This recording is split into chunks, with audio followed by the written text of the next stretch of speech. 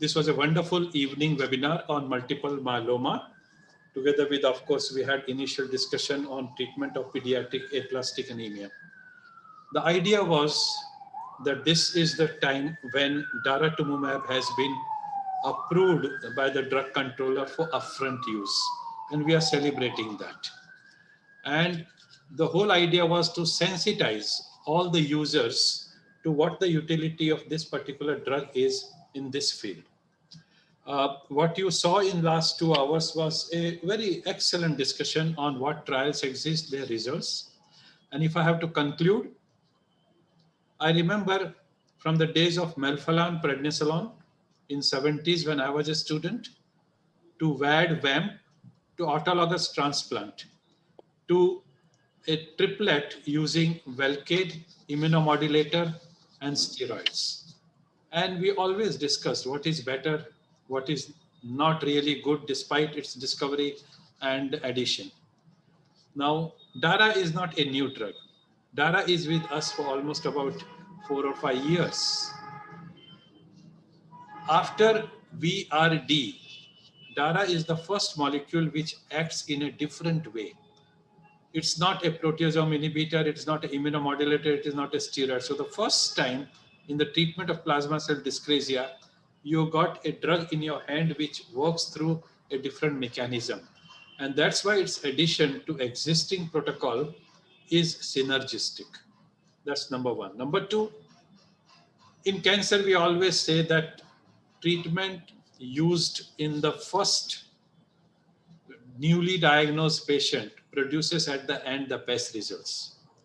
So using DARA in a relapsed patient, keeping DARA for a relapsed patient could be sometimes a necessity, but given a choice, you will prefer to use DARA-based combination upfront. We also discussed that it is not the high-risk patient where DARA would do the best of the help. It is, of course, helpful. You've got a 17p minus, you've got a complex cytogenetics, you've got a T414. Of course, you would like to give the best possible treatment, and that's quadruplet. But it's the low-risk patient who probably will benefit the most by giving the most aggressive protocol, and that is VRD with DARA.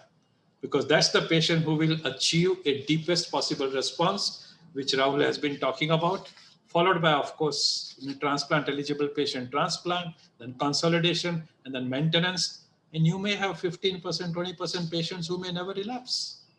And that's why if an article or a book starts with a statement that myeloma is a non-curable disease, he is in past, he's not in present.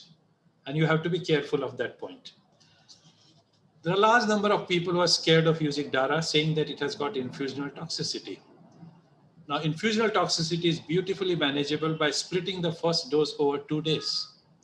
In India, this is not an issue because our indoor care is not that expensive as in Western world. So if the patient is indoor, time is not an issue. You give it slowly, half dose one day, half dose next day.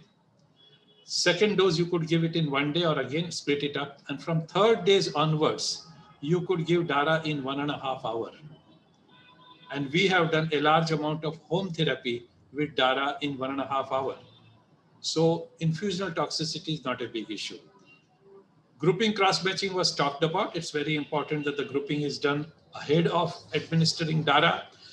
Most of the blood banks in India are not competent to give you a blood which is possible in a patient where the group is not available, and you'll end up using O negative because cross-match is just not possible.